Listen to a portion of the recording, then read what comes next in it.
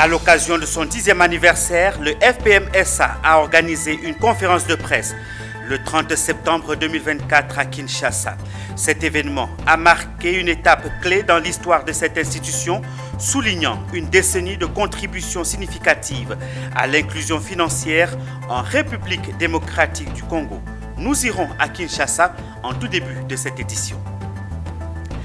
Une délégation du FMI séjourne depuis quelques jours à Abidjan dans le cadre de la nouvelle mission relative à la 3e revue du programme économique et financier. La résilience et la solidité de la croissance de l'économie ivoirienne en 2024 ont été saluées par la délégation. Le rendez-vous de l'Union des radios de proximité de Côte d'Ivoire a été lancé à Abidjan. Une tribune qui met en lumière les institutions de l'État, les personnalités influentes, les entrepreneurs et les acteurs de développement. Le président de la Haute Autorité pour la communication audiovisuelle ACA a été le premier à être célébré. L'Institut national de formation des agents de santé INFAS lance la caravane de l'agent de santé nouveau. Cet événement vise à intensifier les actions de sensibilisation sur l'application de mesures pour garantir l'accès de soins de qualité aux populations.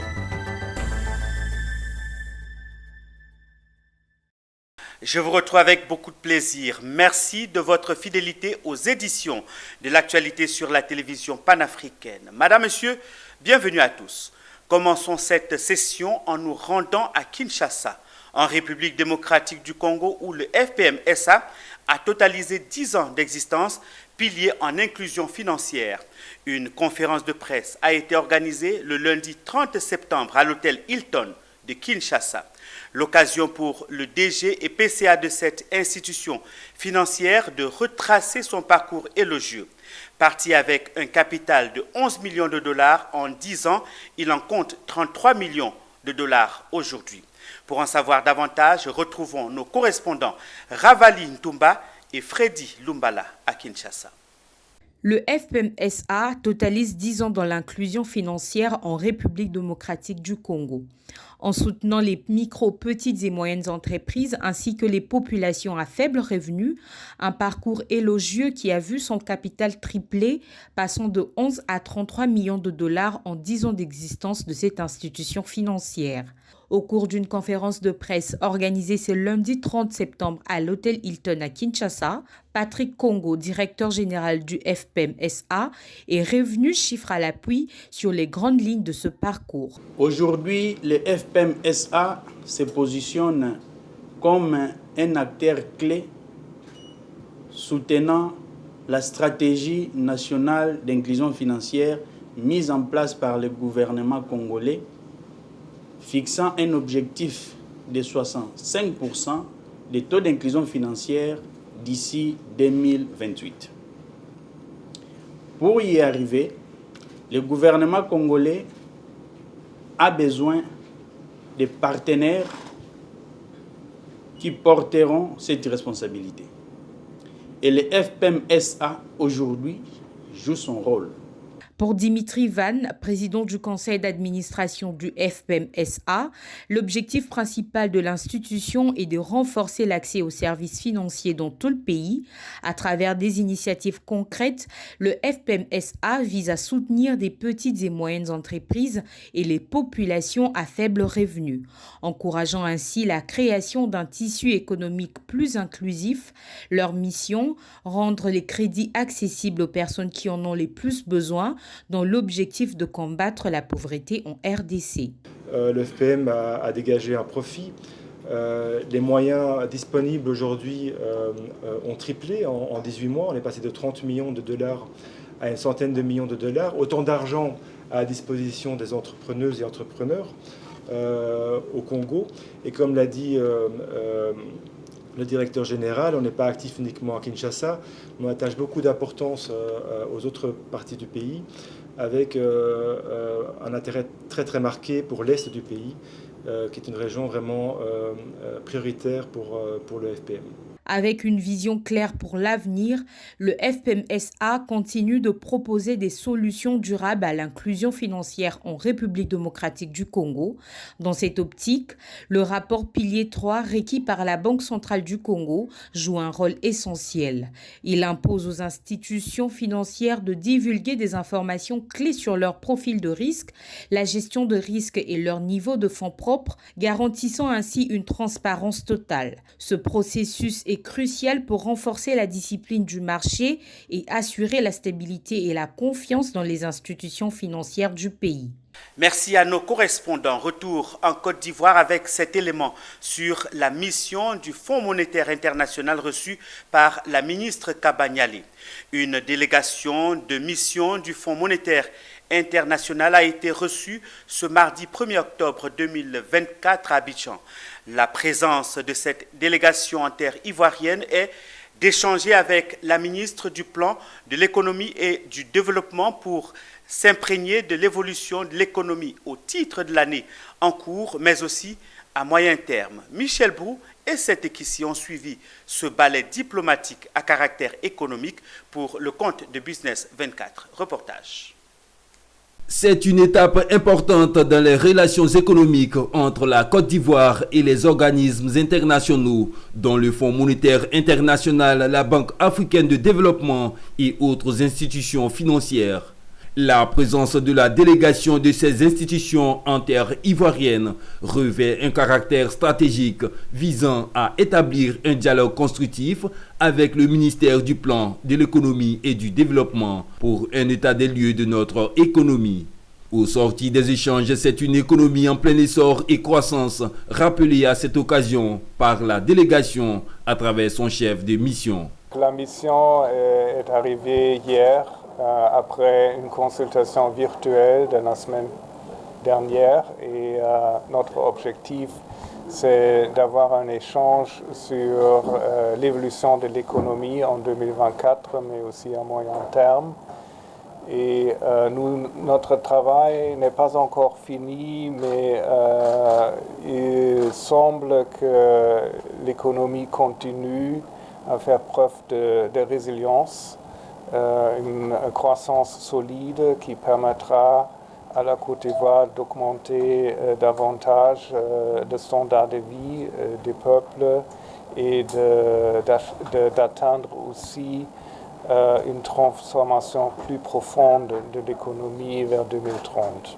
La ministre Niale Kaba est revenue sur l'importance de cette rencontre pour une économie inclusive et résiliente.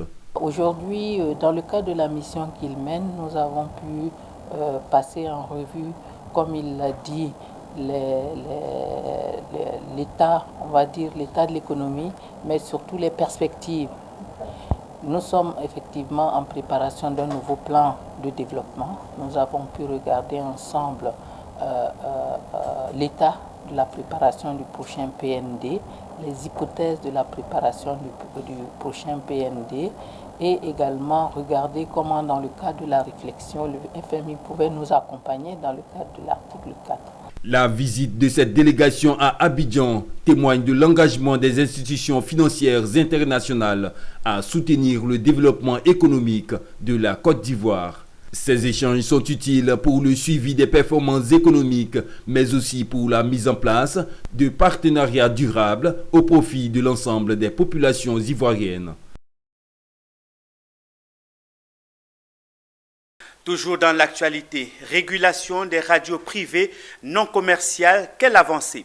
C'était le thème de la première édition des rendez-vous de l'Union des radios de proximité de Côte d'Ivoire.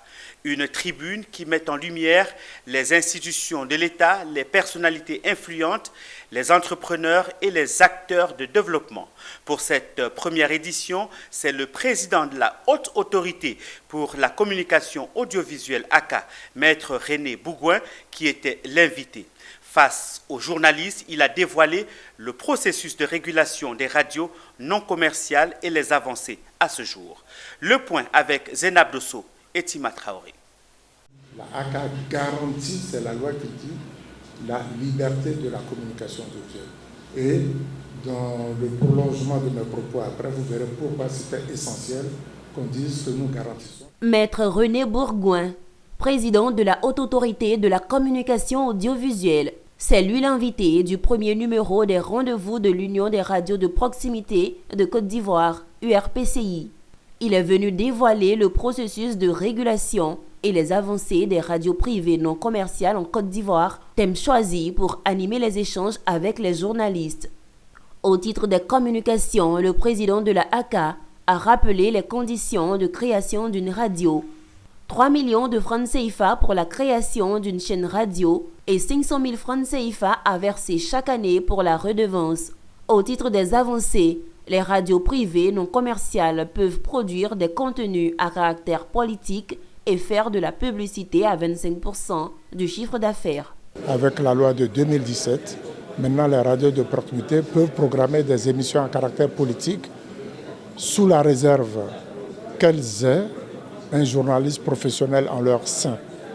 Mais, j'insiste là-dessus, il faut que les décisions prises par la ACA dans le cadre de la couverture médiatique des élections, que ces décisions-là soient respectées. Une radio de proximité n'a pas vocation à vivre à partir de ressources publicitaires. Mais l'État a consenti cela pour leur permettre d'arrondir, si vous voulez, leurs ressources générales. Pour le président de l'URPCI, Éric Gou, les rendez-vous de l'URPCI se veulent un espace où institutions, acteurs de développement, entrepreneurs se rencontrent.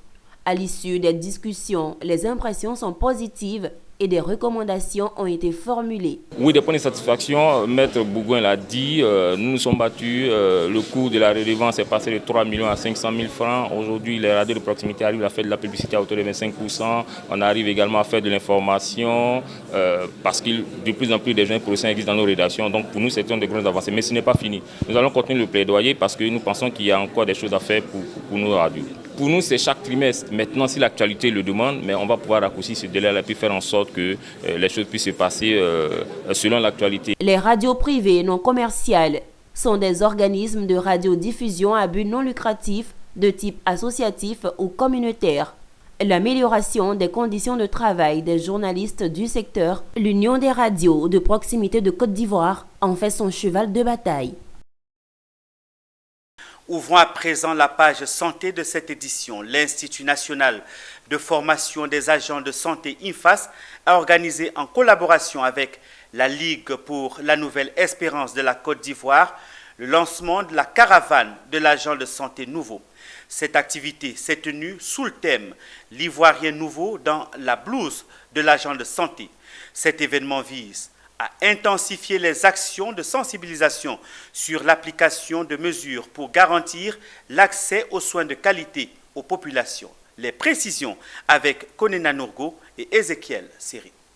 La caravane de l'agent de santé nouveau veut promouvoir un nouvel élan citoyen pour les agents de santé en Côte d'Ivoire. Ce concept s'inscrit dans la dynamique du ministère en charge de la santé afin de renforcer l'engagement de ces professionnels à plus d'intégrité dans l'exercice de leurs fonctions. Ce cadre, voulu par l'INFAS et l'INESI, vient mettre en lumière l'élan collectif pour un meilleur accès aux soins. À cette occasion, la directrice a invité les praticiens à s'approprier le contenu des échanges pour un environnement de santé plus inclusif. Il nous faut toujours nous améliorer. Chaque acteur, qu'il soit étudiant, qu'il soit personnel administratif, qu'il soit enseignant, qu'il soit encadreur de terrain, doit toujours se poser la question de savoir comment j'améliore au quotidien la formation. Chacun est conscient de ce qui se passe. Chacun est conscient de ses insuffisances ou de ce qu'il fait de mieux. On doit tous aller vers une face nouveau. Et je voudrais vraiment vous demander l'engagement de tous et de chacun. Cette initiative vise aussi à changer les comportements au sein de la profession et restaurer l'image des professionnels de santé, souvent ternis par la corruption, l'accueil inadéquat et le manque d'écoute. Les agents de santé sont ceux qui prennent soin de nous. C'est eux qui prennent soin de notre vie.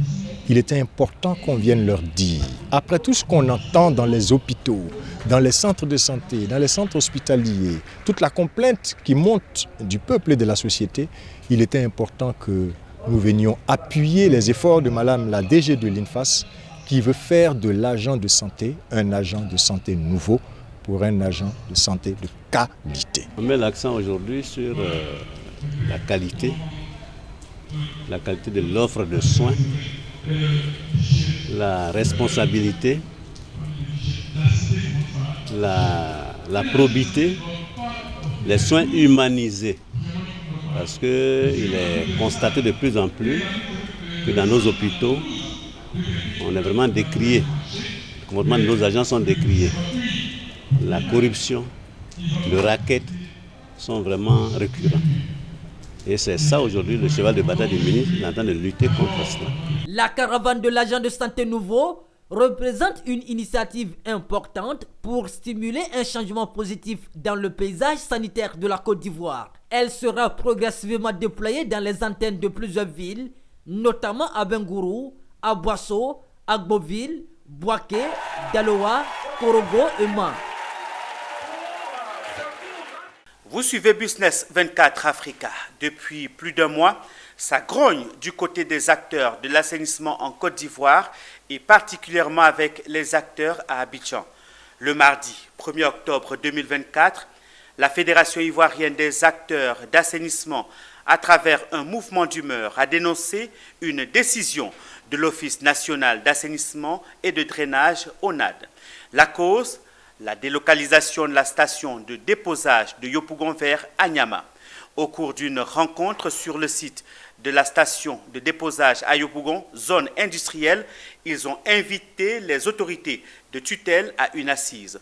On en sait un peu plus avec Kone Nanogo et Doumbia Yuba. Ils étaient nombreux à manifester leur mécontentement face à la décision de l'Office national d'assainissement et du drainage ONAD le mardi 1er octobre 2024. Une décision qui annonce la délocalisation de la station de dépotage de la commune de Yopougon vers la commune d'Anyama. La décision n'est pas appréciée par la Fédération ivoirienne des acteurs d'assainissement FIA. Ces acteurs fustigent une décision unilatérale et exigent un dialogue constructif afin de trouver une solution pérenne à ce problème qui impacte leur activité. Bon, maintenant ils ont fait un dépotoir. Ils ont fait un dépotoir à Yopougon, à Anyama. Donc le dépotoir de Anyama, là, vraiment, ça nous coûte tellement loin jusqu'à dépasser la nuit. Parce qu'on quitte maintenant ici, on va aller faire vidange à Nyangong. Ou bien on va aller faire vidange jusqu'à vers Ansongon. Pour aller jusqu'à Anyama, on ne peut même pas arriver un voyage par jour. Or, Alassane a fait le peuple pour qu'on va se reposer, pour qu'on va faire les coups moins serres.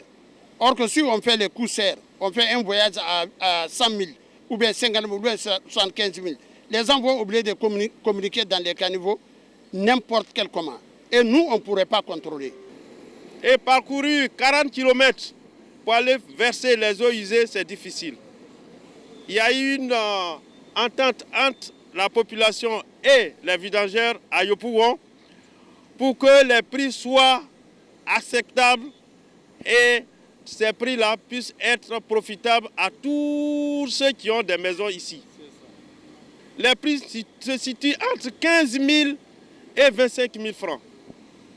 Aujourd'hui, on leur dit d'aller à Anyama. Mais les prix vont doubler, ça va passer du simple au double. Et les camions, il faut les réparer d'abord avant que les camions ne partent. Les vidangeurs ont demandé simplement à l'ONAD que ce délai soit repoussé, en sorte qu'eux puissent discuter avec la population pour arrêter un prix consensuel. Parce que si le prix reste en l'état, eux ne pourront plus travailler, ils vont fermer boutique.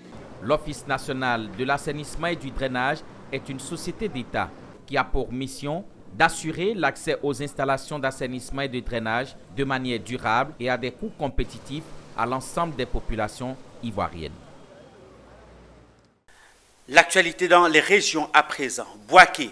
Du 4 au 5 octobre, les acteurs du foncier et du BTP seront conviés à un séminaire de renforcement des capacités. Une séance de mise à niveau des acteurs opérants dans ce secteur en proie à quelques difficultés dans la gestion de leurs activités. C'est à juste titre que le thème choisi pour ce séminaire est « Gestion professionnelle des projets financiers et immobiliers ». Il s'agira d'outiller les opérateurs et acteurs aux bonnes pratiques afin de mener à bien leurs activités. Emmanuel Bonzo, notre correspondant régional, a échangé avec l'initiateur de ce séminaire de renforcement de compétences. Suivez. Après la crise, les opérateurs ont décidé de reprendre les activités à Bouaké. Au fur et à mesure, on a constaté que parmi nous, beaucoup ne sont pas agréés par l'État. Et ce qui vraiment cause un petit souci avec les partenaires extérieurs. Et ce qui a motivé cette formation, ce séminaire de renforcement des capacités, afin de donner un niveau à nos membres et en même temps leur permettre de se mettre en conformité avec l'administration.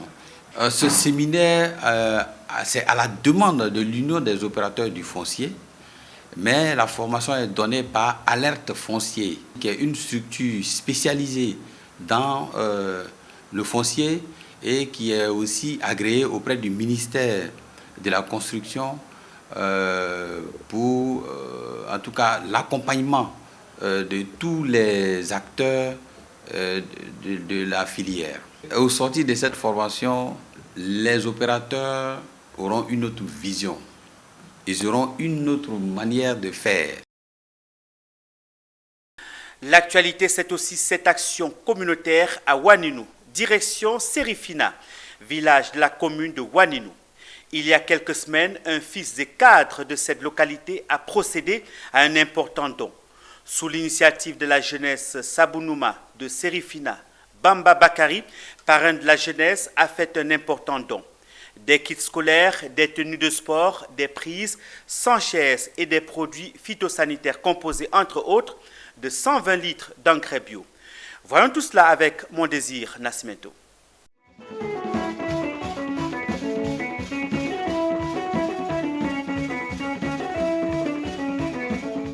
Serifina, village de la commune de Ouaninou, le temps est à la fête.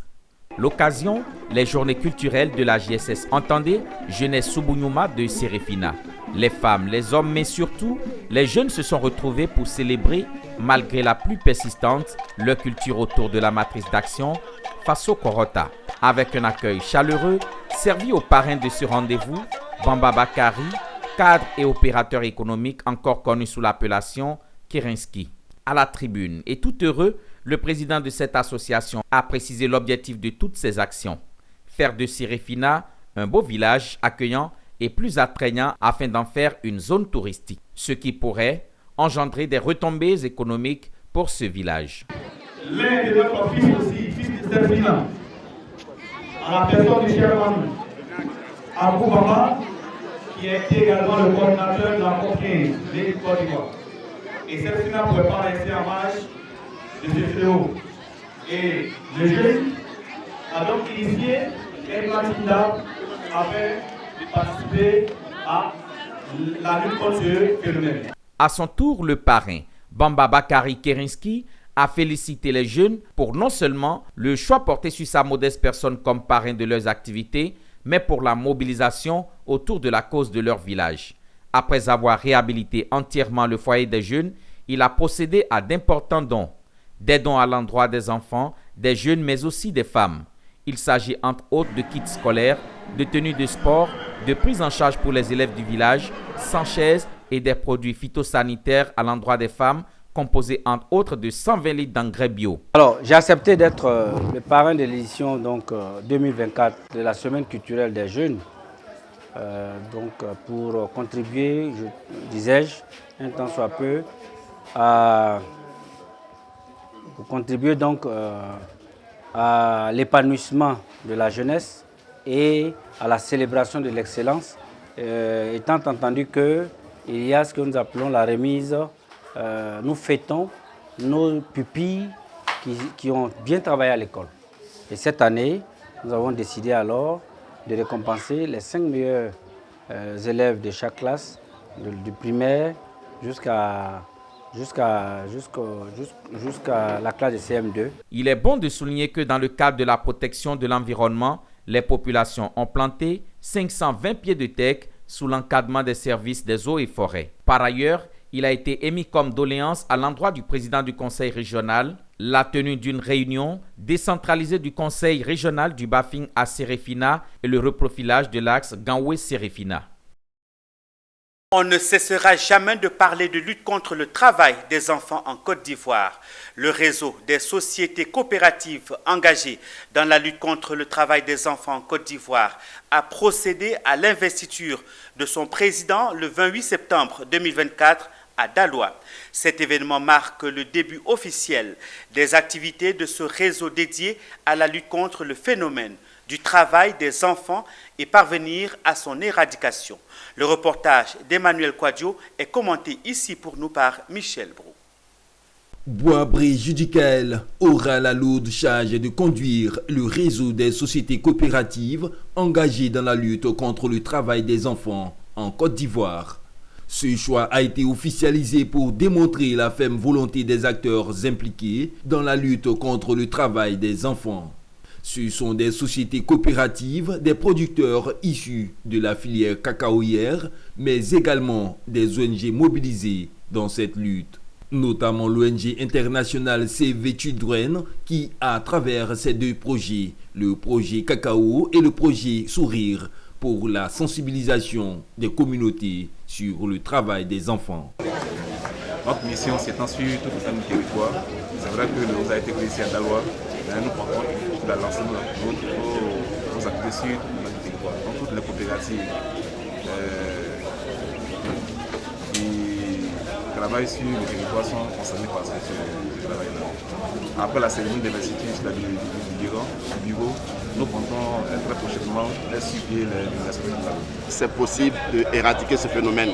Il y a quelques années, nous étions dans la lutte contre les IST-VIH-Sida et aujourd'hui, les statistiques nous confirment que la prévalence en Côte d'Ivoire au niveau de cette pandémie a drastiquement chuté.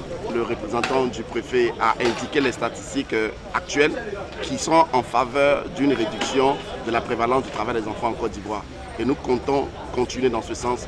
L'investiture du président du réseau des sociétés coopératives engagées dans la lutte contre le travail des enfants en Côte d'Ivoire dévoile l'engagement des acteurs à former depuis le 30 juin 2024 un réseau dédié à la lutte contre ces fléaux. Cette cérémonie marque la synergie d'action à contribuer à un lendemain meilleur pour l'éradication effective du travail des enfants. En image, avant de refermer cette édition, la Banque de développement de l'espace CEDEAO privilégie la stabilité financière et souhaite maintenir ses activités dans la sous-région, indépendamment de l'intention affichée des pays de l'AES de quitter la communauté. Malgré les tensions politiques qui secouent la communauté économique des États de l'Afrique de l'Ouest, la Banque d'investissement et de développement de la CEDEAO maintient et souhaite poursuivre ses relations financières avec le Mali, le Niger et le Burkina Faso. Si ces trois pays sahéliens, membres de l'AES, ont entamé des démarches pour quitter la CEDEAO, la Banque communautaire souhaite préserver ses partenariats, d'autant qu'ils continuent à rembourser leurs dettes.